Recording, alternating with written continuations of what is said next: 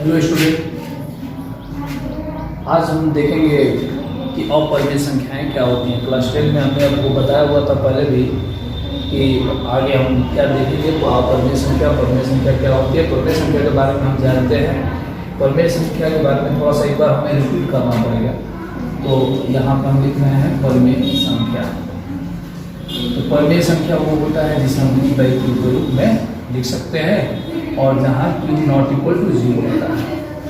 p/q के रूप में लिख सकते हैं और q is not equal to 0 होता है। परंतु एक और चीज इसमें हमें जानना होता है कि p और q अभाज्य संख्याएं होती हैं। अभाज्य संख्या होती है। अभाज्य संख्या होती है जी। अभाज्य संख्या क्या होती है? जो या तो खुद से कटे या एक से कटे। मतलब उसमें क्या होगा कि केवल 1 हो। गुणनखंड में केवल कॉमन क्या हो? 1 हो। ये बात ऑलरेडी हम आपको बता चुके हैं। मतलब अभाज्य संख्या होनी चाहिए। जैसे कि एग्जाम्पल में मैंने बताया था कि 3/5 एक परिमेय संख्या है, क्योंकि 3 × 1 और 5 × 1 इसके अलावा कोई खंड नहीं है। तो कॉमन क्या है? केवल 1 मिला है हमें। तो 1 मिलेगा तभी जाके अभाज्य संख्या है। इसके अलावा यदि और कुछ मिल गया तो अभाज्य संख्या नहीं है। मतलब क्या हो? परिमेय संख्या नहीं है। अब जैसे एग्जांपल में 10/12 ले लिया तो 2 × 5 × 1 और इसका 2 × 2 × 3 × 1। तो यहाँ पर 1 तो कॉमन मिला है, एक 2 भी मिल गया, तो इसलिए ये परिमेय संख्या नहीं है। तो हम परिमेय संख्या को हम इस तरीके से डिफाइन करते हैं। अब रही बात अपरिमेय संख्या क्या होता है। तो अपरिमेय संख्या सिंपल सी बात है कि कोई भी संख्या दो ही प्रकार से होती है, या तो वो परिमेय होगी या तो वो अपरिमेय होगी। तो यदि वो परिमेय है तो इसका मतलब अपरिमेय नहीं है। यदि अपरिमेय है तो इसका मतलब वो परिमेय नहीं है। तो इसका मतलब यदि हमें कोई संख्या यदि है हमारे पास और उसको प्रूफ करना है कि वो अपरिमेय है या परिमेय है, तो हम अपरिमेय कोई संख्या दिया हुआ है तो हम उसको हमेशा परिमेय ही मानेंगे। क्यों? क्योंकि वो परिमेय का रूल हमें मालूम है कि परिमेय में क्या क्या होता है, क्या नहीं होता है। यदि वो परिमेय है तो हम बोल देंगे कि भाई ये अपरिमेय नहीं है। और यदि वो परिमेय संख्या नहीं होता है तो हम कहेंगे कि यह क्या है? अपरिमेय संख्या। तो इसी तरीके से एक हम प्रमेय है। पहले थोड़ा सा एक प्रमेय के बारे में बात कर लेते हैं। तो प्रमेय क्या करता है, उसके प्रमेय को मैं कोई खास नहीं लिखूंगा, जैसे कि थोड़ा सा बता देते हैं प्रमेय में क्या है। यदि कोई संख्या a, यदि कोई संख्या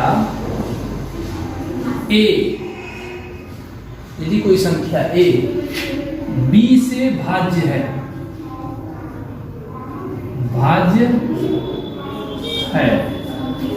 यदि कोई संख्या a b से क्या है? भाज्य है। तो फिर से ये संख्या a b² से भी भाज्य, b² से भी भाज्य होगी। नहीं समझना है। यदि कोई संख्या a b से भाज्य है, a² भी b से भाज्य होगा,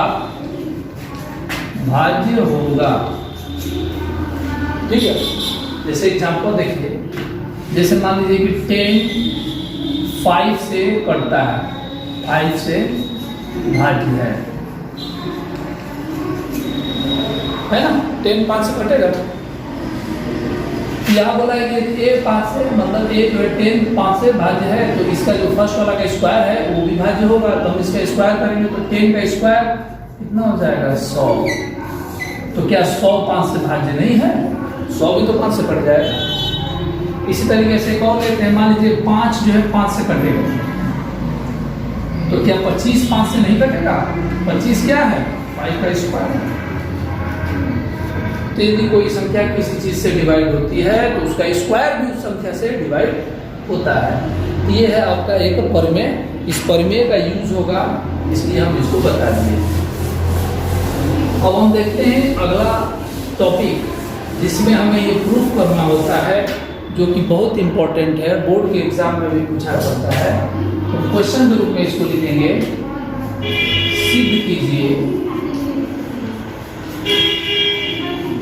सिद्ध कीजिए कि √2 एक अपरिमेय संख्या है। अपरिमेय, ये हमें प्रूव करना है। तो हम इसको हल कर देते हैं। मैंने पहले ही बताया कि कोई भी संख्या यदि अपरिमेय है चाहे परिमेय है, तो हमेशा हम उसको परिमेय मान के ही सॉल्व करें। तो यहाँ पे ऑलरेडी अपरिमेय प्रूफ करने के लिए बोला है, तो हमें क्या मानना पड़ेगा कि ये क्या है, परिमेय संख्या है। हम लिखेंगे माना √2 एक परिमेय संख्या है। हम ऑलरेडी इसे मानेंगे कि एक √2 क्या है, एक परिमेय संख्या है। √2 क्या है, एक परिमेय संख्या है। तो आपको मालूम है कि यदि √2 परिमेय संख्या है तो इसे हम p/q के रूप में लिख सकते हैं। यस, तो देयरफॉर √2 = p/q। ठीक है, लिख सकते हैं ना, तो परिमेय है तो लिख ही सकते हैं। यस, क्रॉस मल्टीप्लाई कर देंगे तो यहाँ हो जाएगा p = q/2। समझ में आया?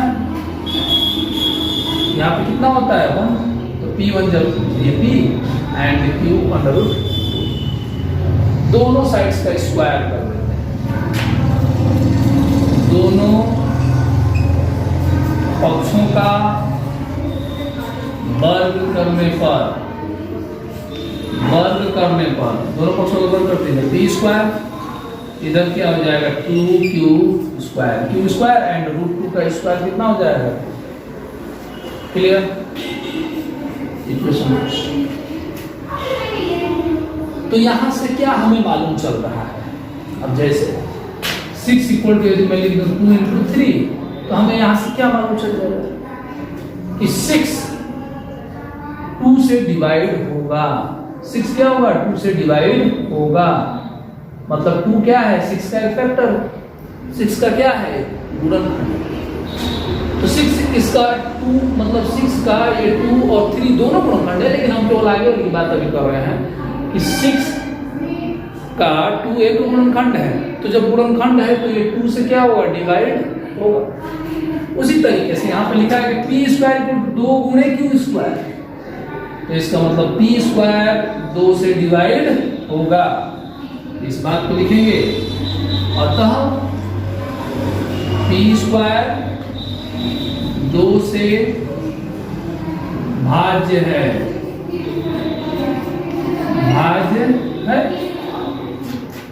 तो जो हमने अभी भी प्रमेय पढ़ा है कि जब स्क्वायर वाला भाज्य है तो बिना स्क्वायर वाला भी भाज्य होगा। तो इसलिए p भी 2 से भाज्य होगा। ठीक, अब यहां आगे कि p भी 2 से भाज्य होगा, तो इसका मतलब क्या हुआ? इसका मतलब है कि हम p के जगह पर 2 × a रख सकते हैं। एक जगह पर कोई अंक हो सकता है, भाई p लाना है, मान लो कि यहाँ पर 6 रहेगा, तो एक की जगह पर कितना हो जाएगा 3, यहाँ पे 10 रहेगा, तो 2 × एक की जगह कितना हो जाएगा 5। मतलब ये तो नंबर पे डिपेंड करता है। तो p यहाँ पे चूंकि नंबर हमें नहीं मालूम है, तो इसका कोई गुणनखंड हमें लेना पड़ेगा। लेकिन हाँ 2 कन्फर्म है कि नहीं, क्योंकि 2 से डिवाइड है, ये हमें ऑलरेडी मालूम हो चुका है। तो हम यहाँ पे लेंगे p = क्या 2a। समीकरण 1 में रखने पर 1 में रख दीजिए यहाँ पे, तो 2a रख देंगे, स्क्वायर हो जाएगा = 2 q² हो गया। 2a का स्क्वायर हो जाएगा 4a² = 2q²। 2 से इधर घटाएंगे तो q² = 2a² होगा कि नहीं होगा? इधर कितना बचा, क्यू स्क्वायर तो जो हमने लिख दिया इक्वल टू 2 से भाग देंगे 4 में, तो 2 दूनी के 4 और ए स्क्वायर है ही है। तो क्यू स्क्वायर इक्वल टू क्या, 2a स्क्वायर। इनको मान लिया हमने क्वेश्चन नंबर 2। अब हम इस बात को फिर से लिखेंगे, क्या लिखेंगे कि अतः क्या, अतः क्यू स्क्वायर क्या है, 2 से भाज्य है। जहां जैसे यहां पे हुआ, अतः क्यू स्क्वायर 2 से भाज्य है, इसलिए क्यू भी 2 से भाज्य होगा, सॉरी होगा, थोड़ा हिंदी मिस्टेक है तो उसको थोड़ा सही कर लीजिएगा, बात को समझना है। यहाँ पे क्यू भी 2 से भाज्य होगा, होगा ना, तो क्यू भी 2 से भाज्य है और पी भी 2 से भाज्य है। और हम ऑलरेडी जानते हैं कि किसी परिमेय संख्या में ये दोनों किसी एक संख्या से भाज्य नहीं होना चाहिए। यहां पर लिख देंगे समीकरण 1 और 2 से यह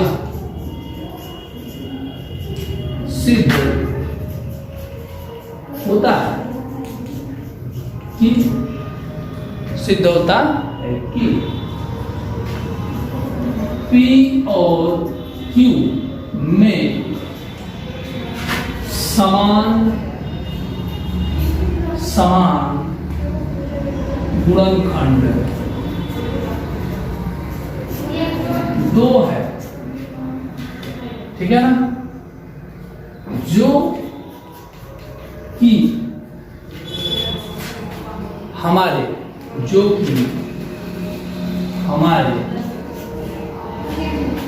क्या मान्यता, जो हमने माना है, जो हमारे मानने के विपरीत है कि नहीं? क्या विपरीत है कि हमने माना है कि परिमेय संख्या, और हमको मालूम है कि परिमेय संख्या में P और Q में कोई भी अन्य संख्या गुणनखंड जो कि दोनों में समान हो, वो निष्ठ संख्या नहीं होनी चाहिए। तो ये हमारे मानने के क्या है, विपरीत है। अतः यह निष्कर्ष निकलता है, अतः यह निष्कर्ष निकलता है कि √2 एक और परिमेय संख्या, ठीक है, समझ में आ गया होगा। इसको आप अच्छे से नोट कर लीजिएगा। और ऐसे ही कोई भी क्वेश्चन आप कर सकते हैं। जैसे मैं एग्जांपल के लिए √3 के लिए बता देता हूँ। मान लीजिए कि यहाँ पे √3 रहता, तो सेम प्रोसेस मानते हैं √3 एक परिमेय संख्या है, तो √3 = P/Q, फिर P = Q × √3, दोनों स्क्वायर करेंगे तो यहाँ पे 3 हो जाएगा। लिखेंगे 3 से भाज्य है, यहाँ 3 से ये भी भाज्य होगा।